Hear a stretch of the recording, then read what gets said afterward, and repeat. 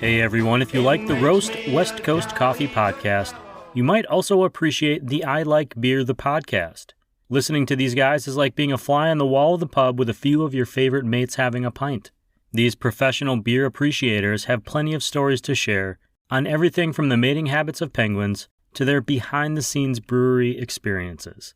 Check out the I Like Beer the podcast wherever you are listening to this show about coffee, or head to iLikeBeerThePodcast.com. You are actually my first interview of this season, so I've been on break for like 2 months. So I'm probably a little off, a little nervous about the whole situation. I spent all morning like, how do I turn the computer on? How does this all work? Getting reacclimated. We're back. Yeah, I'm in my little closet studio again for the first time. Feels good to be Yeah, I home. like the setup there. I was just thinking, I was like, nice.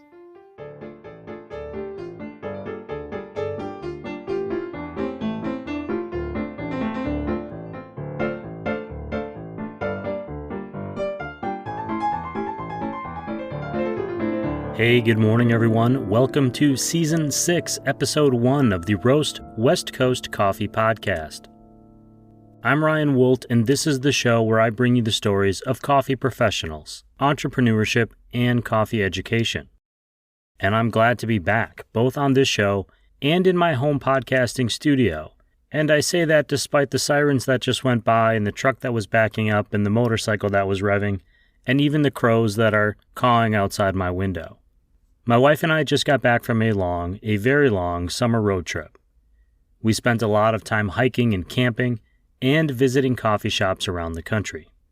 Check out the Bean Journal on roastwestcoast.com to see the list of all 32 shops and roasters we visited.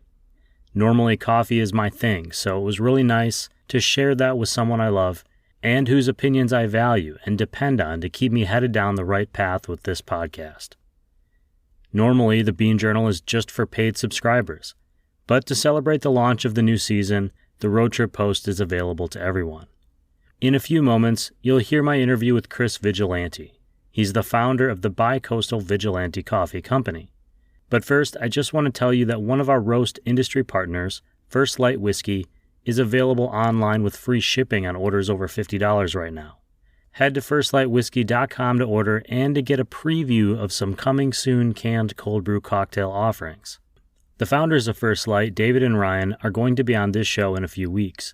They'll be sharing some details about how they got into innovating new products and the backstory on why they decided to jump into the coffee space. You won't want to miss that, so you might as well just subscribe to this show now wherever you're listening to the podcast. Today, Chris joined me from the newest Vigilante coffee roaster location in Oceanside, California. He was sitting outside, leaning up against the building, just a few miles away from where I was sitting in the podcast booth.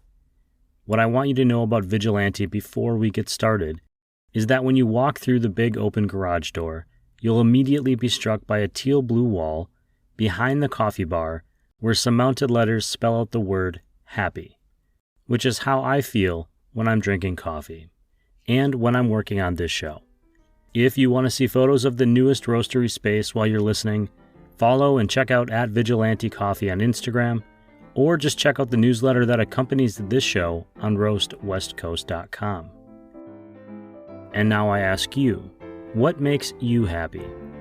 I hope it is listening to podcasts with a full mug of coffee, because it is time for this interview on the Roast West Coast Coffee Podcast with Chris Vigilante, founder of Vigilante Coffee Company.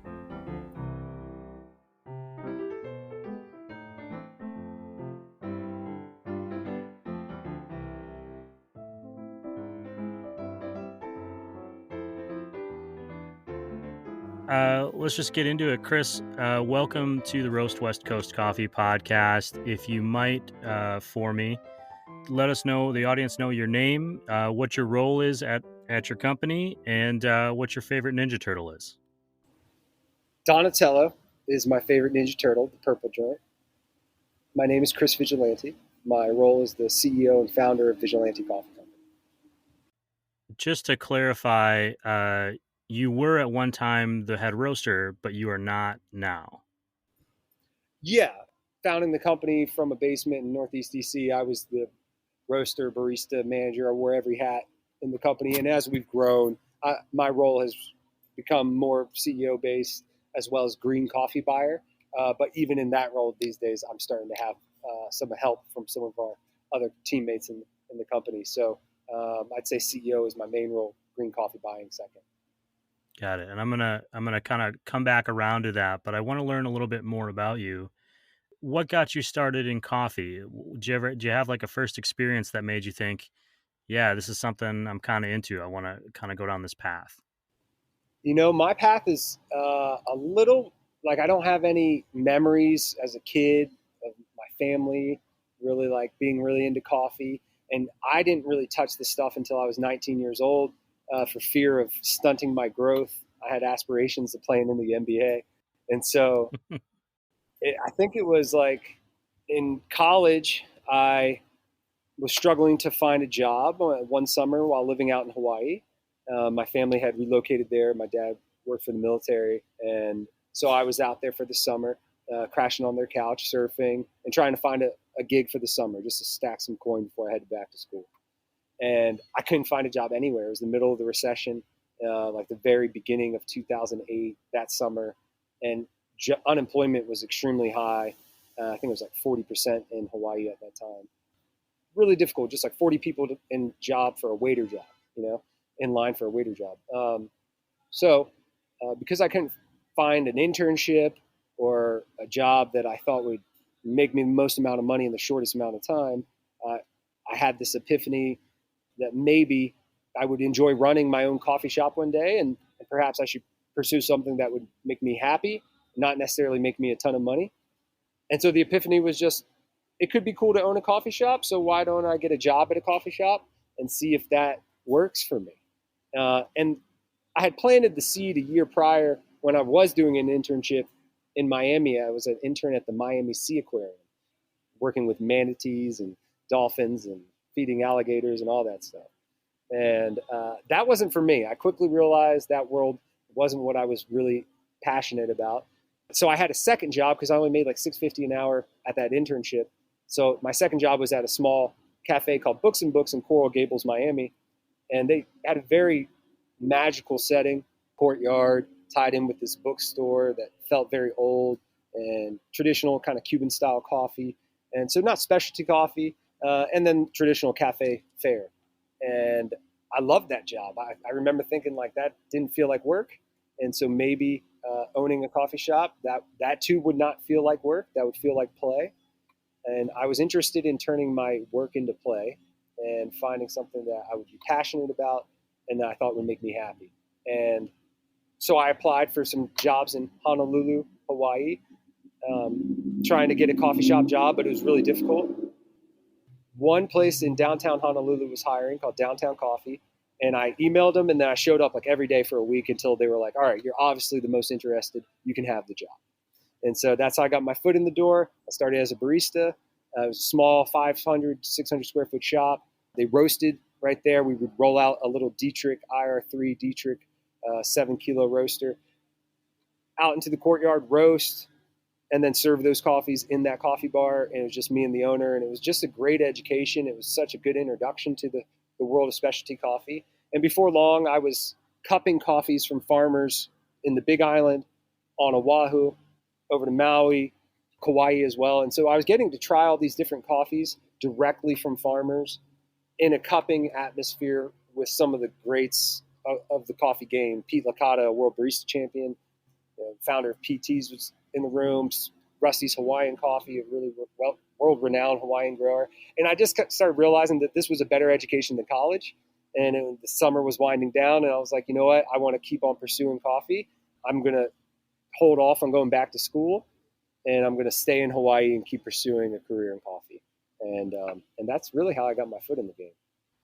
I pulled a couple of things out of that. One is I can estimate that I'm just a couple years older than you, because I remember that recession as being a recent college graduate, which was real fun. Oh yeah, we got a dose of reality then, didn't we? Oh yeah, I had bought a house and couldn't get a job, and just we ended up selling the house. It was a whole thing. It was an interesting time, an interesting generation to be part of. But I think a lot of entrepreneurs came out of that because they were looking for opportunities to provide for themselves. It sounds like even at a very young age, 19, you already knew that you wanted to be your own boss at some point. Really, I felt that I didn't feel like I felt fit in the corporate world. I told you I had done an internship at a sea aquarium. It was because I was in pre-veterinary medicine in my freshman year. I did poorly in it. I ended up getting some C's and D's, and then my grades were so low I couldn't even get into business school. And so I felt like I wanted to be in that business path, but I was maybe not able to achieve it because of my grades. And so I always kind of had a chip on my shoulder. And then in 2008, I was watching some of my buddies graduate with very little direction, very little opportunity. And I just wanted to have something, a skill. I wanted to say, like, oh, this skill, you'll at least pay me to do this, whether it was roasting coffee or preparing it. I thought of that as a skill set that would be really valuable because I felt like my college education wasn't that concrete valuable at the time. Like, it wasn't going to guarantee me a well-paying job, and most of the jobs that I could get weren't that desirable. And so it was really just out of the chip on the shoulder, plus this feeling that the coffee world was somewhere in this counterculture, non-corporate section, and I dug that. I'd always been into punk music. I'm a skater, skating my whole life, and like throughout the '90s and early 2000s, it's just until recently that was like widely accepted in the popular culture. Whereas back in the day, we would get sued by a bank for skating a handrail, and like cops would show up and sit us all on the curb, 15 cops. So I guess I kind of came from that counterculture world as a youth, and I felt that coffee was an extension of it, that specialty coffee, that the coffee house in America at that time was an extension of it, but also blossoming into this like, really culinary-driven culture where the quality of the coffee was dramatically important. And there was, at that time, from what I could see, just a few companies that were really approaching it at that level. And, that brings to mind like your Intelligentsias and your Blue Bottles and your Stumptowns and your Counterculture Coffees and your George Howe. And I'm sure I'm forgetting a whole bunch of great ones too, but those folks were really laying the foundation. And I just dug it, man. I thought it was cool as shit. I thought the whole scene was awesome, and I wanted to be part of it.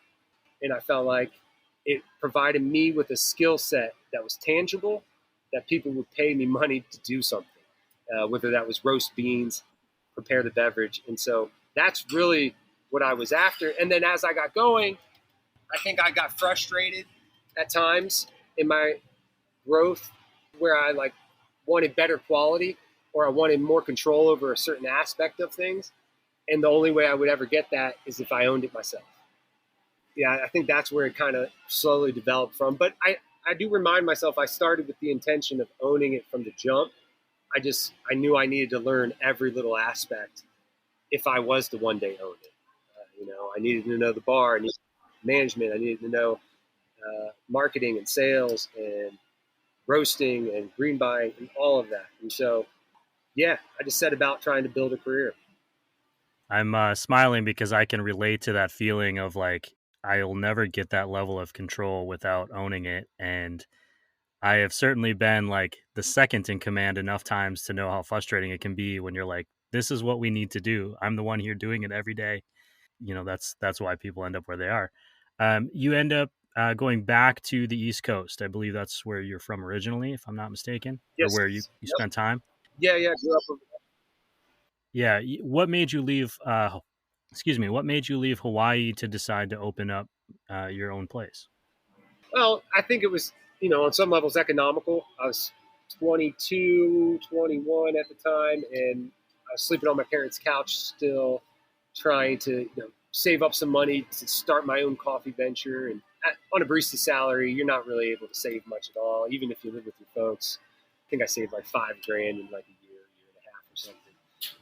And so, one, I didn't want to live with my folks anymore. That was a big part of it. Like, I wasn't used to that. I had never, like, since like 17, I had gone and like I hadn't lived at home anymore. So while I was grateful that they let me stay there, I was eager to leave.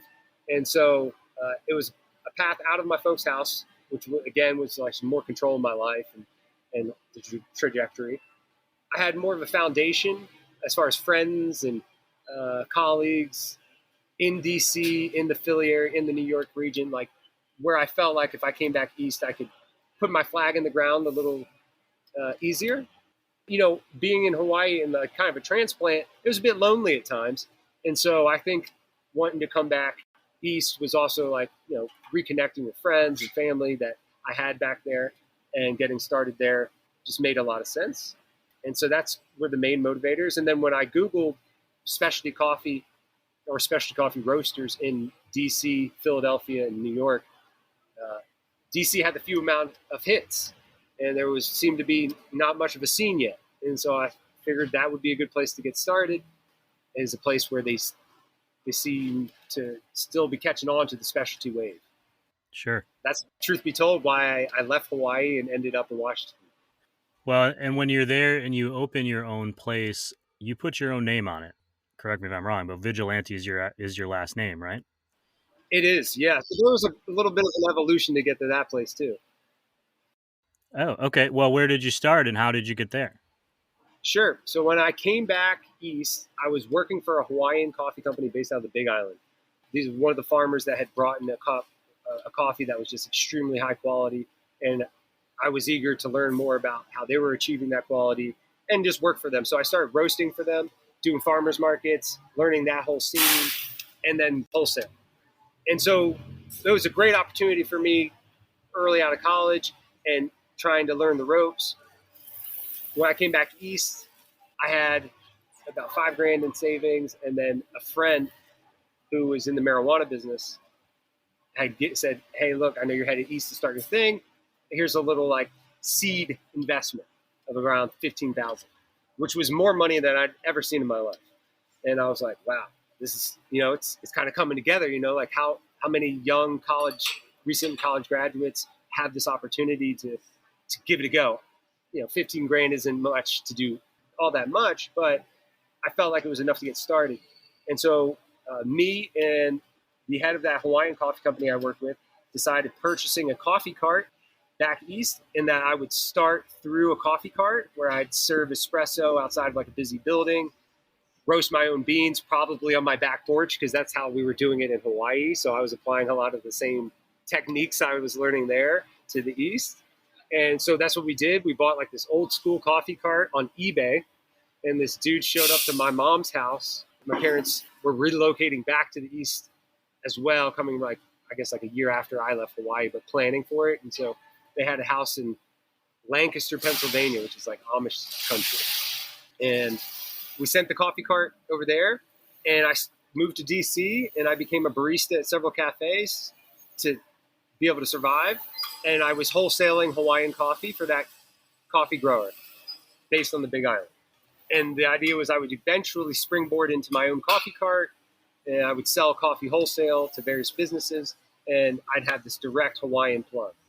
But the problem became that the quality started to really drop and the consistency, and I just became frustrated with the situation. And it became clear to me that I was going to need to branch off and do my own thing if I wanted to have the control I needed, and if I wanted to be really proud of the product I was creating. And so I parted ways with them, and then the name Vigilante came about because it's my mother's maiden name, and it's been in my family. I have a hyphenated last name, being my father's Puerto Rican, and often in Latino families you'll see a hyphenated last name. And I never really used Vigilante until I was working at that coffee shop in Honolulu, and my mentor was like, "Hey, your last name's Vigilante?" I was like, "Yeah, but I don't use it that much." He's like, "If you ever start a coffee company, you should call it Vigilante." And I was like, "Okay." And I just like put it in the back of my mind. And then when we were kicking around names that we thought might go good, Vigilante was the one that everyone liked the most. And so while a bit narcissistic, I felt it worked, and it said what we wanted to do in coffee, and it had my name behind it. So I had to make a product I was really going to be proud of. And yeah, that's how we ended up doing it. I have to confess something to you, which is when you opened your most recent location in Oceanside and I saw the name Vigilante go up, just like on a sign like coming soon sort of thing, I assumed the name was somehow politically related because we were at Yeah, such a that's kind of common. a crossroads, right? And I thought, Mm-hmm. oh, great, like I'm going to have to go to this coffee shop and be deal with this nonsense. I mean, I'm still going to go, but like, I'm going to check it out. But I didn't have that awareness of the company before that. And so it was really interesting to me when I finally did go there. I probably didn't come to your shop for at least several extra months because I thought there was some sort of connection there. And realistically, that's just ignorance on my part, not only not knowing what it meant, but also what vigilante means, as a, Yeah, I you get it. on your website. Yeah. Negative connotations around that, taking the law into your own hands, especially in the time we live in, where you literally have people like storming the United States Capitol, that kind of stuff. And so it does fall in that. We've come to redefine it as a company. The root word vigilare means to keep awake. And so that's very fitting for our name, Vigilante, and working in coffee. But then we changed it to say a citizen or organization that challenges the status quo, right? Like that could be third wave coffee shops challenging the traditional second wave shop or the Starbucks, and creating something that's a superior product and betters their larger global village as well as their local communities. And so I like the way that it flipped it on its head. And I also kind of, in some ways, I liked how when we would do the farmers markets, people were like, oh, vigilante, you guys like the Batman of coffee. And we would hear that kind of rhetoric quite often. But it was often like they would judge the book without checking out, or judge us just off the cover. And then when they opened the book and they tried the product, they would be pleasantly surprised. So I found that it worked for us. But on some cases, maybe it's kept some people at bay, which is unfortunate. I hope that they'll give us a try. Well, I did, and I'm really glad that I did. I've been really enjoying that you're in my community, not far down the road. Just for everyone listening, Chris is sitting outside of his coffee shop in Oceanside. I'm guessing you're Oceanside since I don't think there's palm trees in DC. Nope, no, I'm in Oceanside. That's kind of my next question. Is you are on the East Coast, you've established you open your company, you have some success, you open a second location. At some point you decide to open a third. Why go bi-coastal? Why come to the West Coast and open this location, which I believe opened during the pandemic, 2020, 2021? 2021 is when we opened. 2020 is when we signed the lease. Well, I always tell people you got to count the failures before you count the successes, because it's a whole series of failures leading up to the success. So the first coffee cart shat the bed. I custom built it, tried to get it street legal. They were like, it's too custom, no way, but you can use it at special events. And so basically it was a total bust. I used it at a few events. When you're a rookie, you don't even know what events to do. So I was choosing terrible events like motorcycle rally in July in Washington, D.C. That is not this place for specialty coffee. So I learned. Damn near bankrupted us through, the learning lessons of just being a beginner in business. And the failure of the coffee cart led to a concept that I had read about called the pop-up. And the pop-up around 2012 was a relatively new concept, where you show up in someone else's business and maybe you display clothes if you're a clothing manufacturer, or maybe you set up a coffee bar inside of a real bar while they're closed and then flip it to the regular bar once they're ready to open, like in the evening time. So we took the espresso machine off of the cart and started doing pop-ups around Washington, D.C. We were already familiar with farmers markets, and so we were really strengthening our ability to do these pop-ups in informal kind of coffee bars. And that is really how we existed for a number of years as we honed in our skill set as roasters. I went to roasting school in San Francisco. As we eventually found the building that we started roasting out in Maryland, in Hyattsville, Maryland, going from a basement in farmers markets to that. That was a big deal for us, and so it was a stepping stone to that. Another coffee cart attempt at a music venue in DC called the Anthem, which was successful in some ways because we got to see a lot of dope concerts. But in the late evening time, it's not a huge coffee drinking crowd. And so ended up selling that cart as well, but still lives on inside the business of the Anthem. And then we got to the College Park store, which was, we had kind of been blessed to see some success by that point over those 7 years. And we're around 2017, 2018, and we're by this College Park, this town that needs great coffee. And so that's why we opened up the College Park stores, is really there was a huge need for great coffee in a college town nearby us. And then I came back west to California.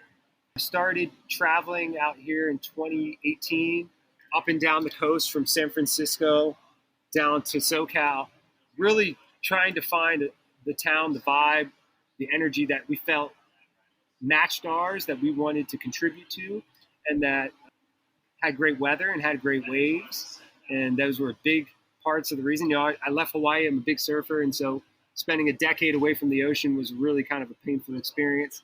And I was eager to get back closer to the ocean, which for me is kind of a spiritual, really special place. And so those were the main motivators. And we started looking 2018. And then 2019, we started getting a little closer. And then right around the end of 2019, beginning of 2020, we were close to signing a lease in Old Town San Diego, but the pandemic hit. And it, took out most small businesses by the knees. And we shut our shop down for about a month and had to go reestablish everything, and which was good in some ways and bad in some ways. But we had to kind of like step back from the San Diego dream, or the dream of opening in California in the West Coast. And we discovered Oceanside, for simply out of luck. We were driving around during the pandemic, and there's a lot of buildings that were starting to come up for lease, whether it was businesses going out due to the pandemic or just, their tenure had come to an end. And we drove by this really epic building in Oceanside, and we just fell in love with it from the jump. And so we just gave a call to the leasing agent. And at the time, I don't think there was a lot of people making moves on leases because of the pandemic situation. There was a lot of uncertainty in the air. But we knew what we wanted to build, and we knew we'd need many years to do it. So we have a longer vision for what we wanted to go about and do. And the timing just worked out. And so, we signed the lease for the Oceanside building in 2020, and it took about 9 to 11 months to build it. Wow. The building is shared with South O Brewing. What is it that you want people to feel when you were doing this build out? What were you thinking about how people will react when they walk into the store? And I'll preface this by saying I think the layout in your store, from a business standpoint, as someone who appreciates keeping things for sale in the line of sight, is one of the more impressive ones I've seen in any coffee shop that I've been in a long time.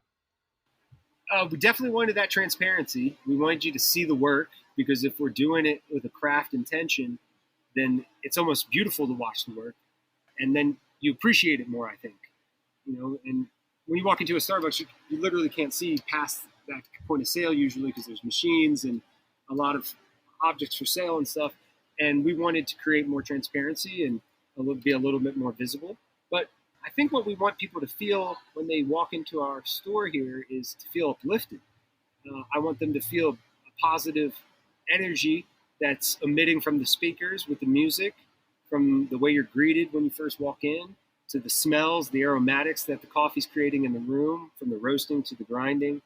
And I want it to be seamless and hopefully, simplistic, to where you could come alone and feel like this is awesome, and you could come with a friend and it'd be equally as awesome, or come with your family. I like it to be versatile in that way, but the thing that we strive for as a company, our mission is to uplift others through coffee. And so that is ultimately what we want to see happen when they come in our doors and leave. They're going to get uplifted from the caffeine. That's like a guarantee. But if our energy, if our welcoming attitude, if our approach to hospitality is authentic, I think they'll walk away feeling uplifted from that too. And so that's what we aim to do. One of the ways that you present yourself, you mentioned you want people to be able to see the work, is you have a transparency report on your website. You actually list some of the prices that you pay for coffee. Why do that? Why, aside from just the experience in the shop, how do you think that's a value add to your customers? And then you specifically reference climate change when I'm reading about your company, and kind of teach people how to recycle your products or coffee products in general. What do you think your responsibility is as a producer of a product in that realm? Well, as a business, we create a product and then put it out in the world, but our products create waste. Our products have excess, whether those are the used coffee grounds we produce, whether it's the cups, whether it's the thousands of boxes we receive to be able to do what we do, to have our merchandise, our shirts, our coffee sleeves, our filters, everything. So we're creating a lot of waste, and we want to be a more sustainable business. and contribute to a better future. And if we're going to do that, we got to manage our situation better. And that means reducing that waste. That means being intentional, learning how to do that. Like we were just as ignorant as anybody else on how to approach that stuff. It was over time and just being intentional about learning it and applying it that I think made sense. Studied other businesses like ours, like Patagonia comes to mind, and their approach to just a win-win-win attitude. Like we can make a product that the customer wins with, we can make a product that the company wins with, and we make one that is good for the environment. It's not going to negatively harm the environment. And I subscribe to that. I'm like to leave as little of an imprint on the earth when I leave it as possible, but hopefully some positive ripples. And so as a business, we feel there's a responsibility to run our operation in a sustainable way and continue to get better at it. We have a lot more work to do in improving it. We admire a lot of the B Corp companies of the world. We didn't apply for the B Corp cert ourselves simply because we didn't want to answer to a third party for this, that, and the other. Maybe we're just not there yet. I don't think we have the infrastructure to be able to submit every document that might be requested. But we believe in holding ourselves accountable to similar standards that B Corp companies do. And so that's what motivated us to create the transparency page. I truly believe that we might have some of the largest stock of high-end specialty coffees in the country. Considerable amount of amazing coffees in our inventory, and we pay top dollar for them. And because we pay top dollar for them, we have to charge top dollar for them. And the only way that's going to make sense to a customer is if they kind of have some inclination as to why this shit costs so much. I could tell you it's super specialty and it's had some refined process done to it. But the more authentic and real way is just say, yeah, it cost me $30 a pound, so that's why it's going to cost you $45. They have the choice of not buying it and going with the cheaper coffee. But if you're interested in trying, what's the bee's knees at the moment, then you're going to go for that super high-end coffee. And I find that I've never seen myself as a salesman. I've just kind of said, hey, this is the product. I think you'll love it for these reasons, these authentic, real reasons. How we source it, how we work with those producers, how we approach the roasting, how we try to use sustainable packaging, how we try to give great service. If you buy into all that, then I think it would make sense that we do business together without me pitching you on some romanticized version of why you should work with us. And so that's why I think we do the transparency reports. We talk about the sustainability and packaging. We admire the B Corps of the world and the companies taking the steps to operate on a higher level. And we would like to be considered one of them one day. Sure. And I'll just mention that you have the Vigilante Gives Foundation, which I believe gives 1% of your annual sales back into the communities that you're in, if I'm not mistaken on how that works, which is similar to kind of the 1% for the planet. But again, as we were talking earlier, a little bit more control because you're choosing where that 1% goes. Exactly. That was a big deal to me because I've done things where like I went for a big NGO and like donated my time to teach people how to roast, but it ended up being kind of a dud and not working out the way I'd hoped. And I just decided like, okay, I think we can be more impactful if we control exactly who we put the money into whose pocket, and oftentimes it can be very direct when we're doing those support initiatives and we're going right to the source. Sometimes it's a roundabout way and we support like the Red Cross for some initiatives in the Ukraine earlier this year, whereas like that was the best avenue for us to help. But oftentimes I like to get as close to the actual folks we're trying to assist and bypass all the in-between people. I think we're small and nimble enough as a company where we can still do that. And so we like to take advantage of that. Well, and it helps you appreciate where that money is going and how it's being used. I have some experience in nonprofit work, and I think one of the things that was always frustrating was seeing people who donated money or money that was coming in, and then seeing it not being used in a way that seemed effective. And when you are the one who is giving that money, and especially as a small business, it's nice to know that like, hey, I'm doing the most that I can with what I can do. I certainly appreciate that. I want to give you a chance to talk about some of your colleagues at Vigilante.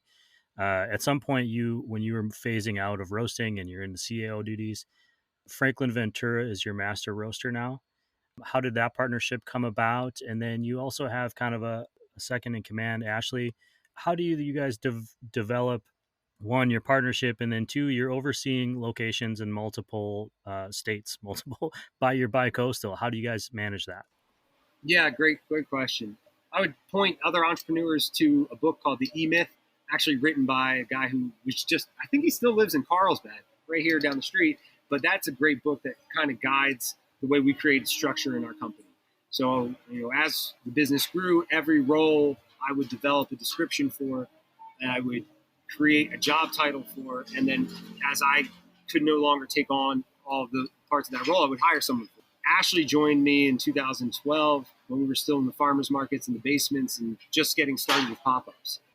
She's grown with the company and been there since day one pretty much. And over time, because of her business acumen, having a business degree and more of a finance background, she handles most of our finance operations, making sure we have enough money to procure our green beans, plan for future releases, whether that's merch or unique coffees. And Franklin came into the fold as a wholesale customer. He used to manage a small cafe in DC, and he was just always on point when I visited. I was delivering the coffee myself back then, and I'd roll up on my longboard skateboard, and I'd have their 5-10 pounds in my basket and drop it off. And he was just really like professional and a pleasure to work with in the wholesale capacity. And he lived in the small town where we ended up opening our first shop. And the cafe he worked at, which was in the original Washington Post building, it closed down. They were going to kind of like work on the building, the infrastructure. So they closed the cafe down, and he needed a job to fill the time until they reopened.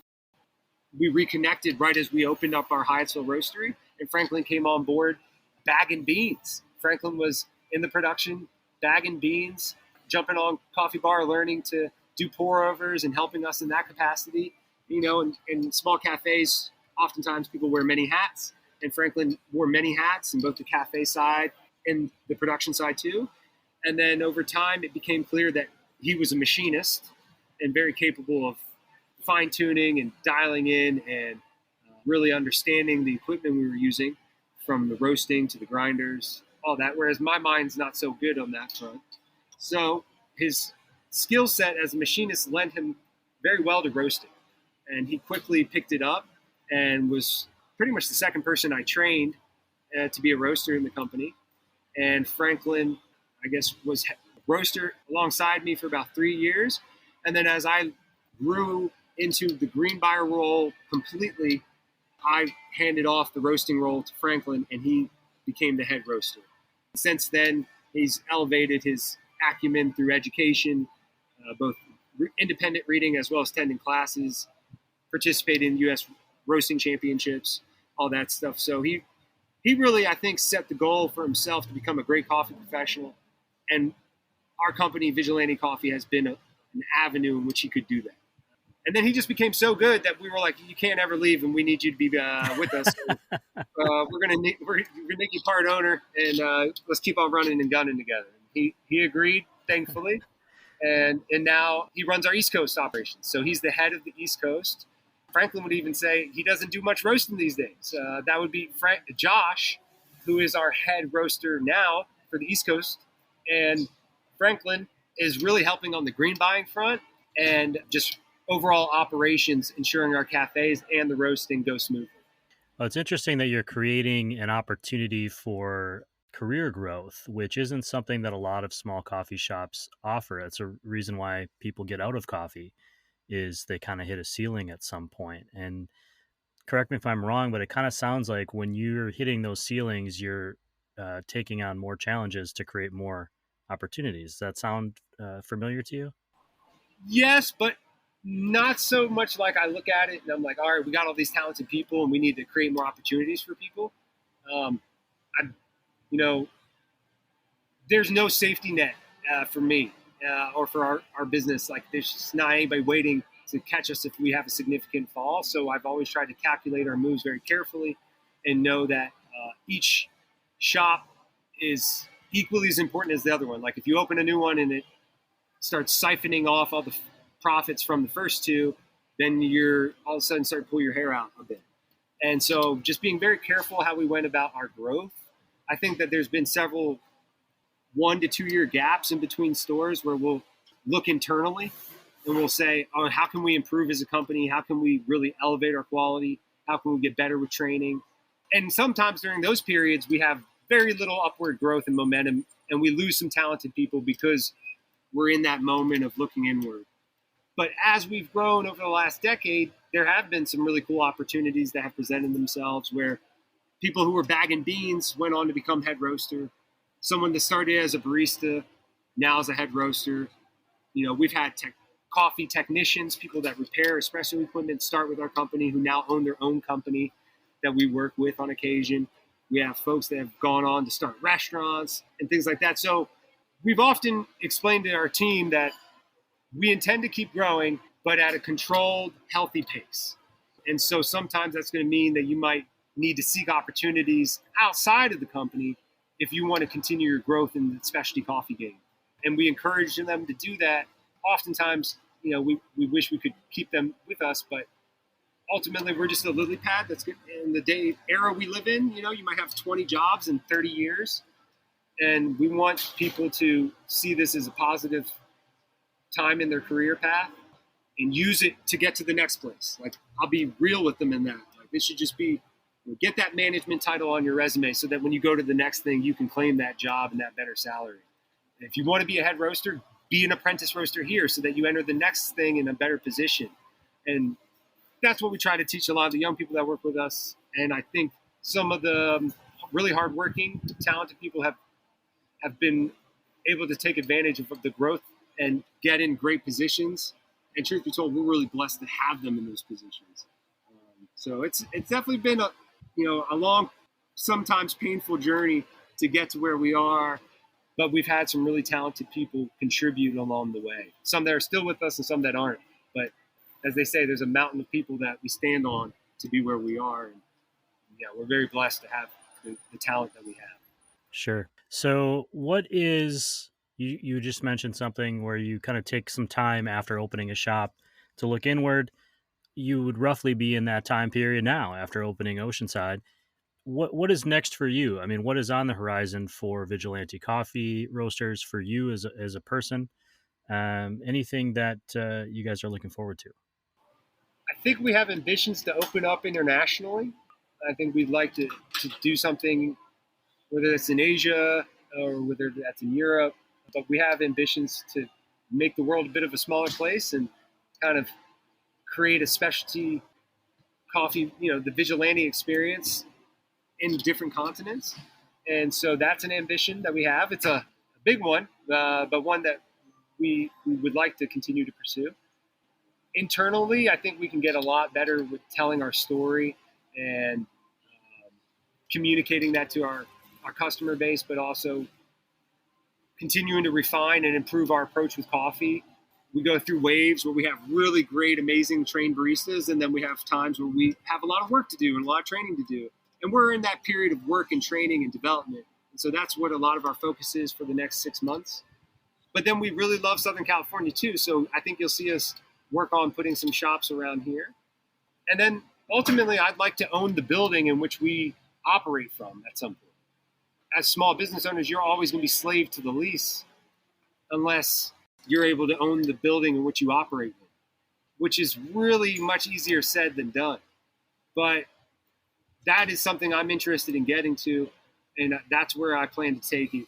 I eventually want to own the building in which we operate in, and then have some cafes nearby.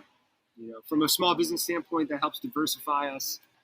It helps set us up so that we have a little bit of safety in terms of the business as well as some real estate. And I think that's kind of the American dream too for a lot of people, is to own property and real estate. I don't want to own like a whole block or anything, but I would like to control my lease and be able to, call the shots on that for 20 years or so. Well, it's a good thing you picked two of the most affordable places in the country, in DC and Southern California, to do that. Yeah. Before we go today, when you're out exploring, when you're driving up the coast and you stop somewhere, what do you order to drink for yourself at a coffee shop? Pour over if they got it. I love a classic pour over. I feel like, I like to sip on something for a while. And so 12 ounces is like perfect for me. A classic drip too will work if they got a solid drip on. If it's after 1 p.m., it's going to be a macchiato for sure. That's my go-to. And then if it's after dinner, just a little espresso for the digestion is what I like. So that's what I aim to drink. What do you order when you're traveling the coast? My wife actually said this the other day. She's like, I never know what to order for you anywhere except when we go into a coffee shop and you order a black drip coffee, no room for cream every time. And that's always the first thing I order, no matter where I go. For the similar reason, I like to have something to sip on. But two, I always feel like if a shop takes the time to dial in that drip coffee, then I'm willing to go to the next step and try everything else on the menu. I really appreciate that and respect that people care about the person that comes in that might not know anything about coffee and just is like, give me a coffee. This is what they get. They may not buy a $20 bag of coffee or they may not care, but the coffee shop cares or the roaster cares, and they want to make sure they're representing well across the board. So that's what I order.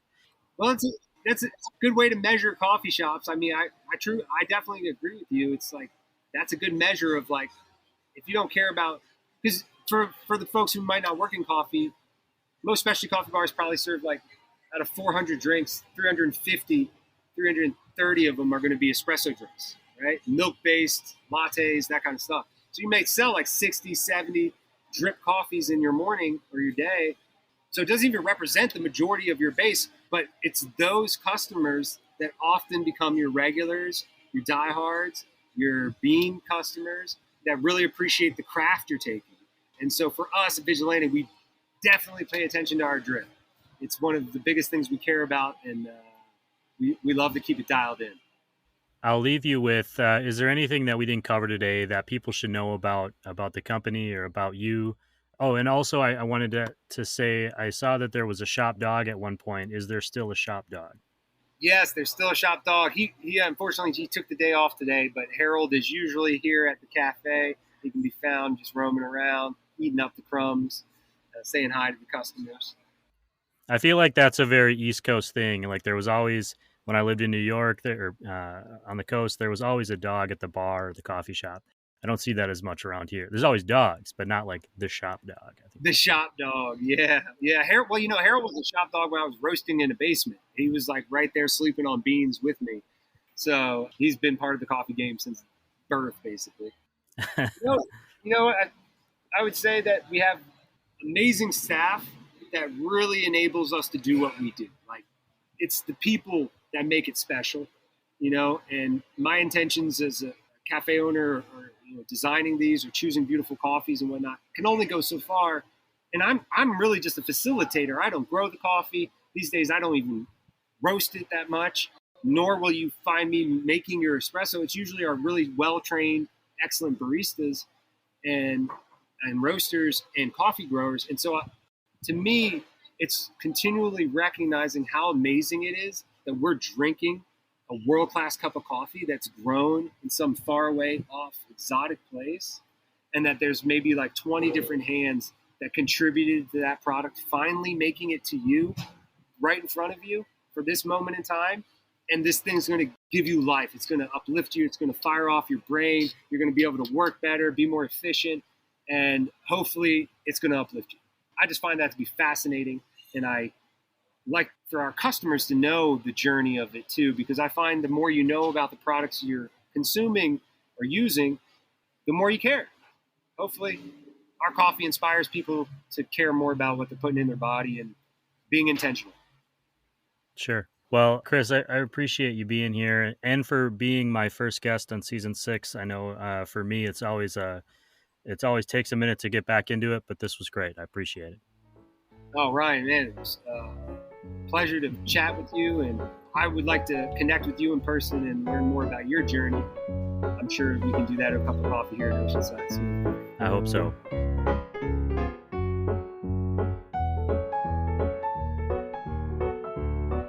Okay, to recap. Like Chris, I too assumed that someday I would play in the NBA. I was a 5'8" giant in 7th grade, and I assumed I would continue to grow exponentially.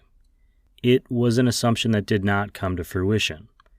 My inability to jump very high or run very fast were also detriments. So I found another path, as did Chris.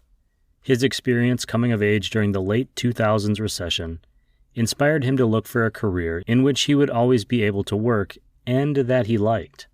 I think that recession inadvertently created a generation of entrepreneurs by forcing them to get creative with their career path. I'm one of them.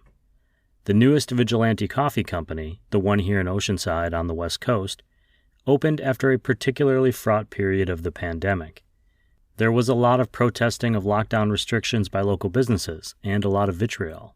Then there was the growing backlash to masks and the restrictions placed on businesses, despite there still being a lot we didn't know about COVID at the time. I suppose there's still a lot we don't know about COVID, but we've at least learned how to navigate the world in a much safer way. It was in that window that Vigilante opened, and I made an assumption about their brand based on the name that turned out to be wrong. I'm glad I learned the error of my ways fairly quickly, but I was also reminded not to judge a book by its cover, at least not only by its cover. One of the biggest takeaways that I took from my chat with Chris came from his recap of the failures that led up to his successes at Vigilante in its current form. It took him a lot of failing to succeed. Being able to bounce back from failure and push forward is a really important entrepreneurial trait. In Chris, it's one that has led to a growing coffee company that inspires humans to be uplifted just by walking through the doors. A few days after our recording, I checked in with Chris again, just to see what I missed. And I learned that Vigilante releases a new coffee every 2 weeks. In Oceanside, they also host live music every Saturday during the day, and they offer a free public coffee cupping on Thursday mornings. You can follow their social media for updates on that or stop by the shop. Anyone and everyone is welcome to experience the cupping and taste coffee with the Vigilante team. Finally, I just want to belatedly welcome Vigilante Coffee Company to North County, San Diego. I'm really glad that they're here, and I also want to say that if and when their international shop opens, I'm available to bag beans, especially if it is in Portugal or Spain or France, Italy, Switzerland, the Maldives. Yeah, just give Roast West Coast a heads up when those jobs are posted. That's all I'm asking. Check out vigilantecoffee.com to see what coffees they currently have on offer and to order a bag or see more photos of their roaster and cafe spaces. You can follow them on Instagram at Vigilante Coffee. You'll find those links in this podcast's show notes or on roastwestcoast.com. That's also where I'll link to some of the books Chris recommended or referenced during the show. Check out the website, subscribe to the newsletter. It's a win-win-win relationship. As always, this podcast is free to listen to, but you can help me grow this show by joining the Roast West Coast Coffee community and choosing one of the paid subscription options on the newsletter. You'll get access to the Bean Journal and be one of the primary reasons I can keep this program going every single week. I already have a full slate of Season 6 guests lined up. This season on the podcast, you'll be hearing from coffee professionals from up and down the West Coast and our Coffee Smarter experts, Jared Hale of Hasea Coffee Source, Chris O'Brien of Coffee Cycle, Ryan Sullivan of Moster Coffee, Alden Hazuri of Crossings Coffee, and Siri Simran Khalsa of Lofty Coffee are all returning for new coffee education episodes. And I'll be doing more in-person coffee meetups and show events at some of this podcast's awesome roast industry partners, including Cafe Laterre, Moster Coffee Company, Steady State Coffee Roasting, Camp Coffee Company, and Ignite Coffee Company, which will hopefully be opening their doors soon this fall. I'll also be checking in with the Send Coffee Roasters, First Light Whiskey, Maria Coffee, and Cape Horn Coffee Importers, just to see what's up and so much more. Thank you all for listening, for supporting the show and this show's industry partners. Don't forget to check out the newsletter at roastwestcoast.com and for using your power to support craft coffee. This episode, the first of Season 6 of the Roast West Coast Coffee podcast, has been written, produced, and recorded by me, Ryan Wolt. It's good to be back. I hope this episode has found you happy, healthy, and with at least enough sanity to make it through the day. Always tip your baristas, and be sure to drink good coffee.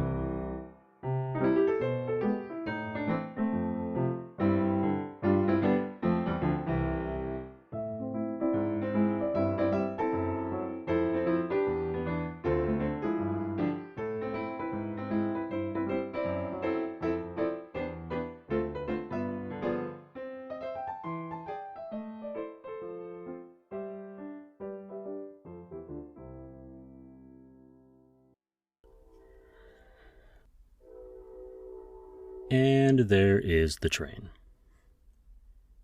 Always tip your baristas and be... I missed you, train. Always tip your baristas and be sure to drink good coffee.